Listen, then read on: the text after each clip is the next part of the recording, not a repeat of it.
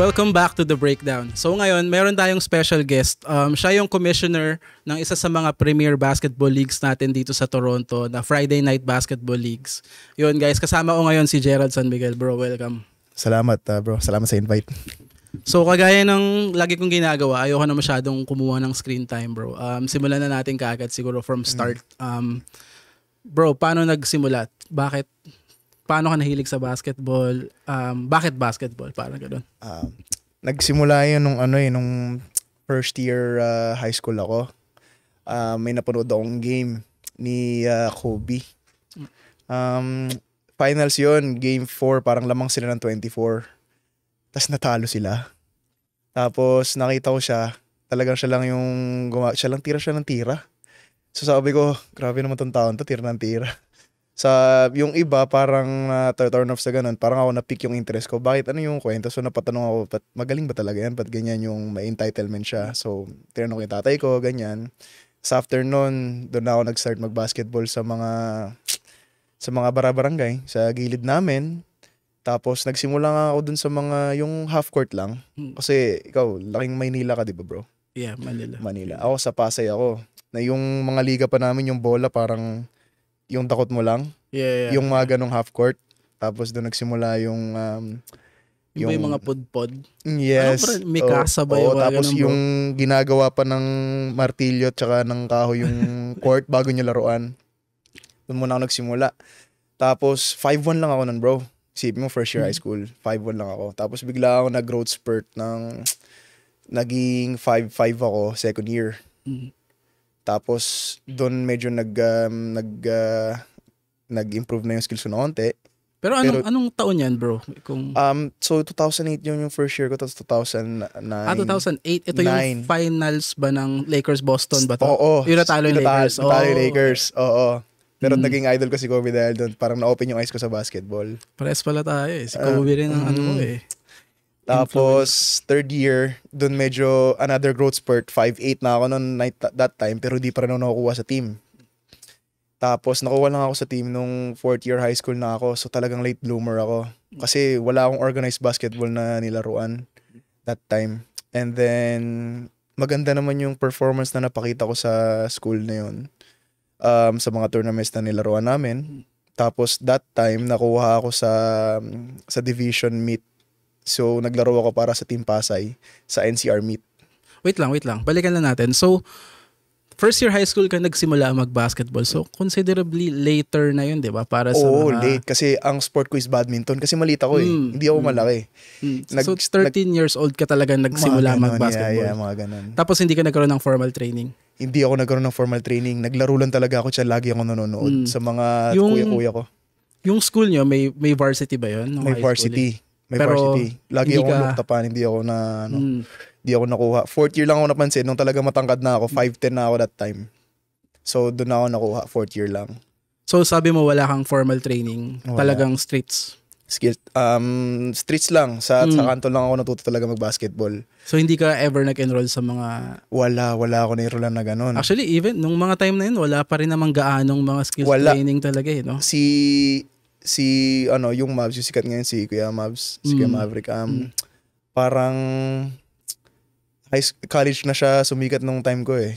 Pero kilala mo na siya noon? Hindi, sumikat na siya nung mga college pa. So nung high school pa ako, wala pa talaga masyadong formal training. Tinutukoy mo yung Mavs Phenomenal, di ba? Yes. 2018 ba siya sumikat? Talagang yung nag-boom? Yung nag-boom siya 2018 di ba? Pero I think nagtuturo na siya earlier. Sa mga camps, earlier. 2012 pa yata. Ang alam ko lang. Pag-graduate na ako ng high school noon. Okay.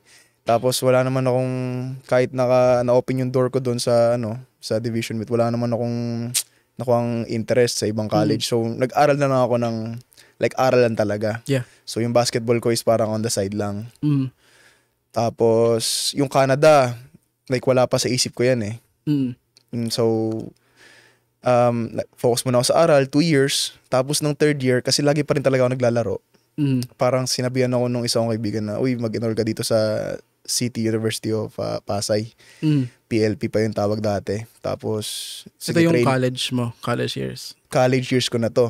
Tapos parang gusto nila akong palipatin para mag-try. Hindi sigurado yun. So mag-enroll lang ako for the sake of like may chance na maglaro sa basketball. So ensayo ako and okay naman, malaline up na sana kaso doon na umentrada si mama na parang magka-Canada ka na. So sabi ko parang okay. So hindi mo natapos yung high school, tama? Pumunta ka na dito.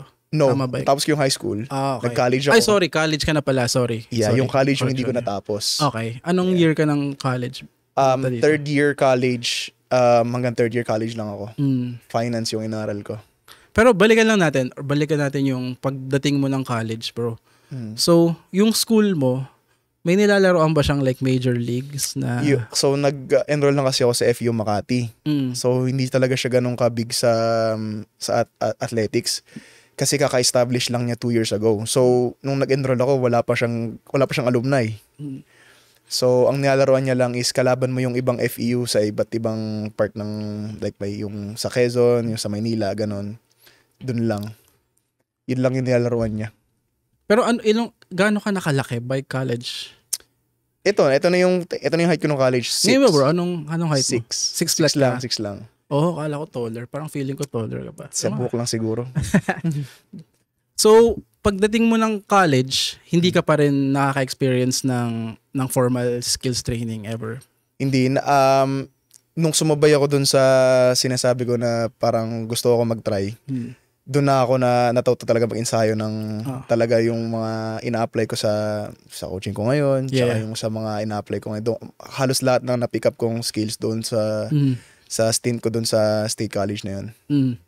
So, naalala ko kasi nung naglalaro ako sa Pilipinas, bro. Kasi ako lumaki ako sa Manila. Same din lang din tayo kasi natuto ako sa Barabarangay. Dinadala ako ng mga tito ko. Pero earlier kasi ako nag-basketball, mga 8 years old ako. Sinasama ko ng mga tito ko.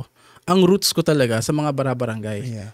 So, pero na-introduce ako sa organized basketball medyo early din, grade 4, grade 5, mga 10, 11 years old ako sa school. Pero iba siya hindi ko alam kung ganun sa lahat, pero nagkaroon ka ba ng adjustment na from nasanay ka sa Barabarangay to biglang organized? Hindi kasi sabi ko yun kasi first year ka na nag-start mag-basketball, so medyo older ka na eh. Pag bata kasi madali matutunan yun alam naman natin ng laro sa mga barangay is iba talaga sa organized di ba? Yung mga proper coaching tsaka training. Ang akin kasi, up until now, like parang medyo plug and play lang kasi yung style ko. Like parang papasok lang ako ng team, wala naman akong kailangan gawin like it's either to rebound, maghihintay lang ako ng mga pasa from my teammates. Ganun lang. So kahit nung first year nung natuto ako sa mga half court na maliliit, wala namang skill involved dun kasi sobrang liit ng space ng court. So kailangan mo lang talagang aralin yung kung paano mag-shoot dun sa maliit na ring na yun. So kailangan mo lang maging medyo physical ka. Tapos doon ko natuto yung kung paano maglaro ng big man kahit maliit pa lang ako. So yun, wala masyadong adjustment na kinailangan kasi madali lang naman yung role ko like i-apply sa kahit medyo organized na yung basketball. Yeah. Siguro dahil ano ba yun? Ang weird kasi naalala ko or depende siguro sa lalaruan mo. Meron kasing mga schools na from the get-go systematic na siya. Yes. Siguro ako yung adjustment ko kasi pag naglaro ka sa mga liga sa atin, anything goes pasok, bahala ka. Wala naman nagko-coach pagpasok mo sa organized, naglaro ko ng elementary pa lang ganun na kayo, kung school ko lang, meron kang specific role. Ako, hindi naman ako matangkad, pero at the time, considerably taller ako. Actually, big man din ako nung elementary high school, nakakatawa nga Tapos, hindi man ako umabot ng 6 flat. So, sanay ako sa barangay na bitira ako sa labas, didribble ako. Dati naman, lalo na nung mga time na yun, yung big man, hindi pa naman kagaya ngayon na pwede mga stretch bigs na, di ba? Dati pag big man, ilalim. Di ba ganun ang sa Pilipinas, bro? So, nung pagdating ko ng organized basketball, hindi ako pwede mag-dribble. Alam mo yun? Parang, bakit pagka-rebound mo, bibigay ko sa guard? Alam mo yun? Yeah. Yun yung adjustment ko na doon ako nahirapan. Kaya ako natanong sa'yo yung ganun. Siguro ang adjustment is from yung laro ko dito sa laro ko sa Pilipinas. Kasi same ako din. Like, pag malaki ka sa Pilipinas, di ka mag-dribble. Ilalim ka lang. Di ka pwede tumira sa labas. Diba? Yun lang din yung, tas ngayon dito, medyo mas free ka. Mhm. Pero, yun nga ang weird no? Pero, pagdating mo ng college, for sure, dahil college yun, Oo. doon sabi mo, doon ka natuto doon ka natutunan lahat ng coaching nung mga stuff skills, mo. like parang talaga kasi, kung gusto mo makuha sa team, kailangan talaga magpakitang gilas ka. So, nag-ensayo ako nung kasama yung mga kaibigan ko, sa coach. Pinapakita ko yung mga kaya ko, binabawi ko sa work ethic, kasi mas skilled talaga yung iba dahil late bloomer ako eh. So, okay naman. At kahit nga nung up until bago ako mag-Canada is ila-line up na sana ako, kaso yung papeles kasi ni mama nag-go through, so sayang. So, pagdating mo ng college, systematic na yung nilalaro mong basketball. Yes. Pero madali ka lang naka-adapt. Madali lang naka-adapt dahil kasi kahit natututo ako ng skills nung sa tinitrain niya sa akin, ipapalag niya pa rin ako sa role na kinalakihan ko. Hindi na yung bago ko palang natutunan. So paano yun? Sisipagan mo lang. Anong position mo that time pala? Anong binigay sa'yo? Stretch 4 lang. 4. Minsan kaya ko pa mag-3. Kasi nung kabataan ko medyo mas mabilis pa ako noon. Kaya ko pang mag-guard ng 3. 3 or 4. Anong year ang college niyan? 2015. Yan, 2015 yung time na yun. Around 2015, hindi ko sure sa Pilipinas, pero ang 4 na ba nun? Like, pwede ka na lumabas? Or medyo, paano ba laro sa inyo? Umiilalim ka pa rin ba? Or... Sa sistema namin noon, pwede naman kami tumira sa labas. Kasi state college lang yun, hindi ganun ka pulido yung recruiting nila dahil hindi naman ganun ka big yung budget. Yeah. So hindi naman ganun kalalaki yung 4. Kasi isipin mo, uy, sa Pilipinas yung 4 ngayon medyo malalaki na. Pero kasi yung school na yun, medyo mababa yung budget sa recruiting. So like kami na yung mga panggantong height na yung 4 noon, 6'1", ganun. Noong time na yun, may nakalaro kang mga notable players ba na kilala madami ngayon? din. Sila Marvin Hayes. Oo, sila Subido. Sinong Subido? Si Renzo Subido. Sa US. Galing ng Lourdes. Yeah. Lourdes. Sa Lourdes nakalaro ko din siya. Tapos dun sa division meet nakalaro ko din siya.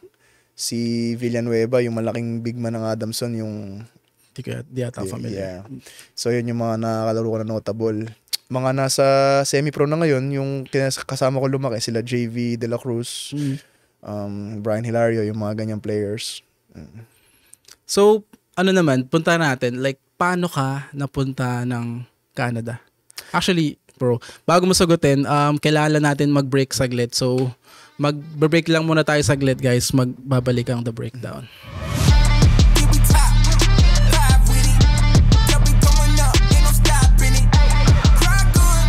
So, welcome back to The Breakdown. So, yun, to continue lang yung topic natin, bro. So, paano ka naman napunta ng Canada? Nauna kasi yung mama ko dito for how many years bago kami pumunta. So, ini-sponsor niya kami. Tapos, ayun, pagdating namin dito, ang una kong hinanap, wala pang isang araw, basketball court agad. So, like, paglabas ng apartment, namili lang ako. Like, as soon as I step out, right or left yung pupuntahan ko. So, ang ginawa ko, naglakad ako left. Ginugil ko kanina ang parang 3 kilometers yung nalakad ko. 6 balikan para maghanap ng court. So, pagbalik ko, sabi ko yung mama, wala akong nakita. Tapos, sinabi niya lang sa akin na kung dito ka sa kanan naglakad, wala pang 1 kilometer, may basketball court na. Pero, paano mo na ano yung bro? Kasi karamihan sa mga players, lalo na kapag naglaro ka sa Pilipinas, lalo college level, mahirap na desisyon na iwanan yun pumunta dito. Sobrang ayaw kong iwanan talaga. Nag-intervene pa yung mga tito ko tsaka tita ko na parang, Gerald, like nahihirapan na yung magulang mo doon, wala kang kasama. Wag mo nang i-delay. Kasi kasi naka-line up ako, diba? Gusto ko maglaro muna ng season. Tapusin ko yung season bago ako pumunta ng Canada, pero ayaw nila akong pasimulan, tapos as soon as possible pumunta ka na dahil hirap na yung yung mama mo. So after ng contemplation, kasi panganay naman na ako, tapos naisip ko rin naman na like wala naman ng next step para sa akin. Naiisip ko sa sarili ko, alam ko naman yung limitation ko sa basketball. O hindi mo na-feel na kaya mo mag-semi-pro? Hindi. Kasi wala namang avenue nun dati ng MPBL, PSL, yung mga ganyan. So, it's either PBA or bust, di ba? So, at that time, sabi ko parang wala naman akong pag-asa mag-PBA. Stretch big yung laro ko, 6 foot lang ako. Tapos, wala naman ako masyadong galaw. So, Canada na lang, tama kayo. So, nag-Canada ako. Pero yung kati na mag-basketball, nandun pa rin eh. So, naglaro talaga agad ako. Pagdating ko dun sa kwento ko na outdoor park, may mga nakalaan daming Pinoy. So, sa area namin dun sa Bathurst and Steeles, hindi nakaka-homesick, sobrang daming Pilipino. So, doon ka ba na-introduce sa mga liga dito? Yes. Through sa kanila? So, kalagitnaan ng weekday noon eh. Tapos may mga nakilala akong tropa na naging kakampi ko sila for a year na 3 days pa lang, that weekend after, sinama agad nila ako sa liga. Tapos doon na nagsimula. Like, naglaro ako na agad ng liga, wala pang 1 linggo sa Canada. Anong taon yan, bro?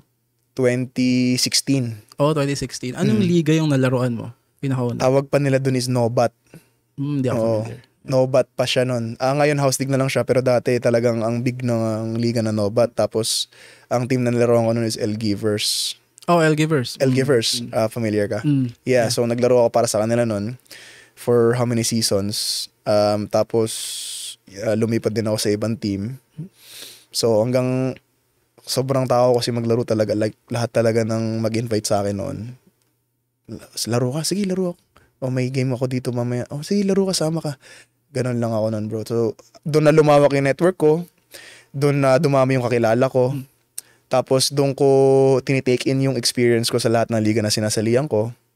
Tapos, fast forward to today, parang minix and match ko lahat ng experience ko sa liga para mabuo yung Friday night. Okay. So, bago natin puntahan yung Friday night, gusto ko lang itanong, bro, ano yung pinakaunang malaking liga na laruan mo sa Canada? Intercity, na nasa Toronto sila, yung NABA. Oh, NABA. So, yeah, familiar ka. So, yung parang yung mga city sa North America pupunta ng Toronto. Anong team ka naglaro doon? Toronto. Oh, Toronto. Nice. 6 feet under lang nilaro namin. Okay, so punta tayo dun sa liga na tinayo mo, bro. Paano mo na-conceptualize yun? Paano mo naisip na magtatayo ka ng liga? After kasi ng pandemic, bro, kahit ako, like parang medyo nakulangan sa basketball na scene sa Toronto. Kasi parang tulad nung Nobat, sobrang established na niya. Yung TFS, may isang liga na nilalaruan ako, established na rin siya. Nag-die down sila nung pandemic. Kumbaga hindi sila nag-survive kasi parang may mga funds na na-transfer na sa kanila kalagitnaan ng season cancel. So mahirap silang i-reimburse plus the cost of starting again another season, di ba? And hindi na nila natuloy yung mga liga na yon. So medyo uhaw yung mga Pilipino. So parang sabi ko mag-establish kaya ako ng like start muna ako ng konting teams lang, 10. Sa Friday night kasi ang pinaka main reason ko nun, gusto ko pa maglaro ng weekends. Lahat ng liga nasa weekends. So sabi ko, to start lang, get my feet wet. Start muna akong 10 teams sa Friday, tingnan natin how it goes. So okay naman. Kasi pag maganda naman yung execution, the rest will follow. So, nung una, kinausap ko pa yung mga commissioner ng ibang liga. Yung 6-side basketball na rinig mo na. Kinausap ko si Kuya Jason, sabi ko, Kuya, ano ba yung mga tips na pwede mong ibigay sa akin kung para ma-start ko tong liga? So, may mga tinuro siya sa akin. Tapos, nag-committee ako sa kanya para ma-experience ko first hand yung mga sinasabi niya. Tapos, in-apply ko yung mga natutunan ko. Pero, di ba, ngayon, para sa mga di nakakaalam, yung liga niya is yung Friday Night Basketball Leagues. Isa sa mga I would say, premier na Filipino leagues natin ngayon dito, bro.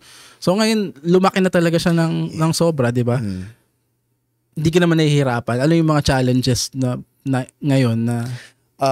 So kasi nag-start ako nung division na dinidivide ko yung by skill level. Yun yung para sa akin pinakamahirap is mag-discern ng skill level sa team kasi kung paano ko ipakausap sa team na you're too good for this level. Like parang magaling kayo, wag kayo dyan sa mababa. Dito kayo sa ka-level nyo. Or paano kung ma-offend na pwede nila magaling sila, hindi pala, bro. I just have to paint it away na parang dito kayo, I'm trying to make as many good games as possible. Kasi dati, from my experience din, playing, nawawala ng gana yung mga teams pag halimbawa, sasali sila ng liga. Tapos sobrang laki ng skill gap nung top team sa bottom team. Tapos pag naglaban sila, 20, 30, 40. And these guys are parang hard-earned money nila yun eh. Sasali sila ng liga tapos pupunta sila doon for mag-devote sila ng an hour to go there, an hour to play, and an hour to go back. Tapos ang experience nila is tatambakan sila ng mas magaling na team. So that's why I have to hiwalay sila para mas maganda yung quality ng games na lalaruin nila. So mas okay yung pag-spend nila ng money nila. Pero yun nga, paano mo dinedetermine yung skill level ng bawat team I or watch. players? So sabi sa experience ko kasi, halos lahat kasi nung players na established na ngayon is nakalaro ko na or alam ko na kung paano maglaro. So tinitingnan ko yung lineup on paper, tapos dinidetermine ko na parang on paper lang ba to good, or pag naglaro ba sila, may something ba, pwede ba sila dito sa division na to or dyan. Tapos pag hindi ko kilala, doon ko nilalagay yung first 2 games nila sa kung nasa ang court ako, tapos papanoorin ko kung paano sila maglaro. Tapos pag magaling kayo sa division nyo, and then I can stay right away kung magaling kayo, and then I have to move you up, guys. Sorry. Or pag di naman, parang dito na lang kayo sa division na to para mas maganda yung quality ng games nyo. Paano mo sinasabi? Like formal, in person? In person, pag after ng game, kausapin ko sila na parang, ay, medyo mas magaling kayo. You have to go up. Pag sa down, sa messenger ko na sinasabi na parang, stay kayo dito or you have to move down para mas maganda yung quality ng games. Pero ang hirap nun, no? Kailangan mong panoorin at lahat ng team, di ba? Tapos, minsan hingi ka pa ng input. Kasi parang minsan, may nananadya eh. Like parang, sasadyain nila na hindi sila mag-perform ng maganda for the first few games. Tapos, nangyayari talaga yun? Nangyayari siya. So, medyo mahirap. Tapos minsan, kulang-kulang yung teams, hindi sila kukompleto. Pagdating ng playoffs, magkataka sila, ba't ang lakas nito? Ang baba ng standings, pero yun pala, lagi lang silang kulang. So, yun yung mga difficulties na na-encounter ko sa liga. Mga scheduling pa yan. Lahat, scheduling din. Lahat. Kasi, ang downside kasi ng Friday night is limited lang yung operating hours ko eh. 7 p.m. to 11:30. Kailangan 11:30 out na ng gyms para hindi umabot ng yung biyahe nila pa uwi, di ba? Kasi may mga pamilya din naman yung mga yan. Pero bro, dahil ba yan sa weekday siya? Kaya 7? Yeah. Dahil weekday siya kasi yung iba galing work. Pag i-start ko siya ng 6:30, yung iba hindi sila makakaabot. So may chance na ma-default yung games, which is ayoko silang bigyan ng chance na ma-default yung games, sayang yung pera. Pero maiksing time yun, no? Kumpara sa ibang league, ang 7 to 11. Yeah. Kaya dinicide ko na magtatlong gyms simultaneous. So 3 gyms tabi-tabi at the same time. Kasi may mga ibang players na naging pabor sa kanila dahil naglalaro sila sa iba't ibang division. So, dito sila sa isang game, tapos after 2 hours, dito sila sa isang game. So, parang okay din yung... Pero sa cost mo bro, okay lang yun? Like 3 gyms yung nire-rent out? Okay lang, kasi imbis na 15 hours or 14 games sunod-sunod, same lang naman ang pricing, sabay-sabay lang. Sabay-sabay lang naman yung bayad. Actually, mas okay din sa schedule kasi hindi mo kailangan magstay nang late. Yeah. Nag-film ako ng weekend bro eh. Ang liga nila parang 11 to 9 p.m. 11 a.m. Yes, tapos yung isipin mo yung like family or like nandun yung buong weekend mo nandun, sayang, 'di ba? Yun din yung mga isang benefits naman. At least yung weekends control ko pa. Kaya medyo na-decide ko rin na magpaliga ng Friday night. Pero naglalaro ka pa rin sa weekends, bro? Sa weekends ko naglalaro pa rin ako. Pero dialing down na ako ngayon eh. Mahirap mang paniwalaan sa mga makarinig dito. Pero nagda-dial down na ako kasi before sobrang addict ko talaga sa basketball. Pero tumatanda na, hindi na katulad ng dati yung galaw. So dial down na lang. So may nilalaro ka ngayong liga? Currently, yung S2T na lang tsaka yung SBBL.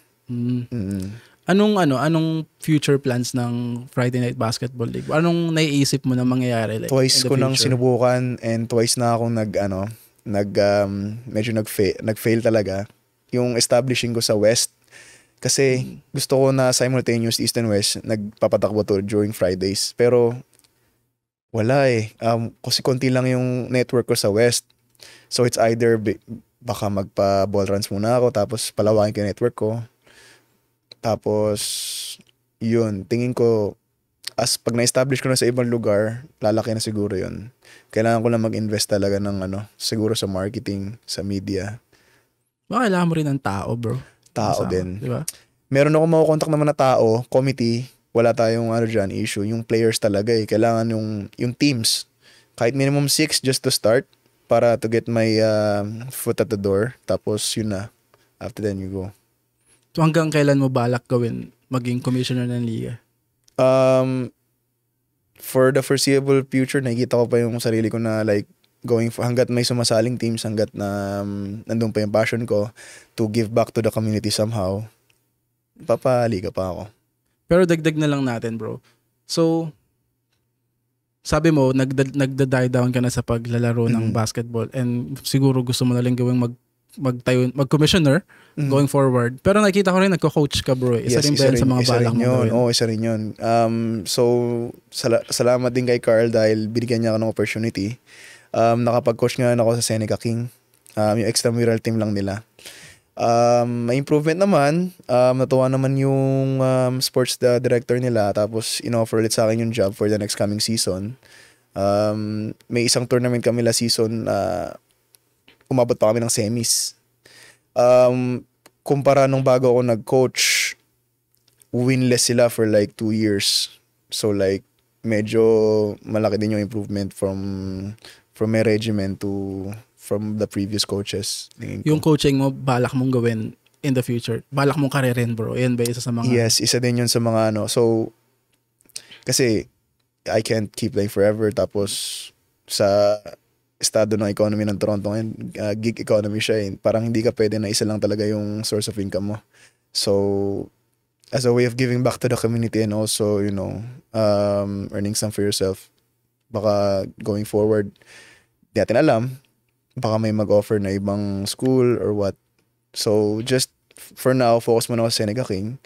Tapos tingnan natin kung, mag-improve yung natin. Anong coaching style mo, brother? If okay lang na itanong ko. Sinong influences mo? Anong tinuturo mong sistema, ganyan? So, dahil kasi, di ba, laki nga ako sa Pilipinas nung natuto sa mga barangay. So, ang sistema ko is, binabawi ko yung team ko sa sipag, sa cardio, endurance. So, yung mga teams dito talaga, longer, athletic. Kasi yung pool ko ng players sa Seneca King medyo hindi ganun ka pulido. Kasi, like maliliit? Maliliit. Kasi parang yung school na yun focus mostly on healthcare na courses. So, ang mga nag-enroll doon is wala sa isip mag-basketball. Hindi kumpara sa ibang school na parang ang daming selection ng courses, ang dami nilang pagpipili ang players. Sa Seneca King kasi, puro healthcare yung program. So, hindi basketball yung first thing in mind nila pag nag-enroll sila. So, kung hindi man kami kasing skilled ng ibang team, ibabawi ko na lang where i-outwork namin sila. Ganon. So, ang philosophy mo is more on gagamitin yung speed dahil maliit kayo. Yes. Outside shooting, ganun ba yan? Outside shooting din. So, yeah. Fast break, medyo stops. Philippine style, tama, Philippine diba? style, diba? Dribble drive, mga dribble ganun ba? drive, Dribble yan. drive, yeah. I guess, depende kasi yan ang system. Hindi ka naman pwedeng mag-construct ng parang sobrang systematic sa isang team na para sa mga di nakakalam, pag kasi, hindi kasi yan basta Phil Jackson ka, pasok ka na sa kahit anong klaseng team Kailangan mo i-design yung system mo, diba? Based sa skill level ng players mo, which is good. Ayos yun, bro. So, ayun, kailangan ko lang putulin yung interview namin kasi nawawalan na kami ng oras. Pero, marami pa kami sa pwedeng pag-usapan. Pero brother, salamat. Thank you for being here. Salamat, bro. So, sana makabalik ka and unfortunately, medyo konti lang yung time natin today. Pero, yun, salamat kay Gerald, bro. May mga shoutouts ka ba? Shoutout sa mga kaibigan ko. Shoutout sa kala Via, Edward, Patrick, RD, Keisha, Danya, Wing. Tsaka shoutout sa mga media guys ko sa liga, sa mga committee, sila Relimar, sila Kuya Mark Lester. Yun lang. Salamat sa shoutout pala sa mga team undefeated na nalaro ko ngayon, undefeated, Tokhang, pa nilalaro ako, yung Beast Mode. Yung tsaka liga yung mo, bro. Tsaka kay SG 3-0 consistency. Yung league mo, bro, promote mo na. Friday night, starting soon, June 7th, magi-start na po ulit kami. Shoutout sa mga sponsors ng league na yan, si Kuya JC Trans, John Carl Pidloan, and Luis Datu of Ultimate Fades. Yun. Yun guys, nakatapos na naman tayo ng isang episode ng The Breakdown guys. Kita-kits tayo next week.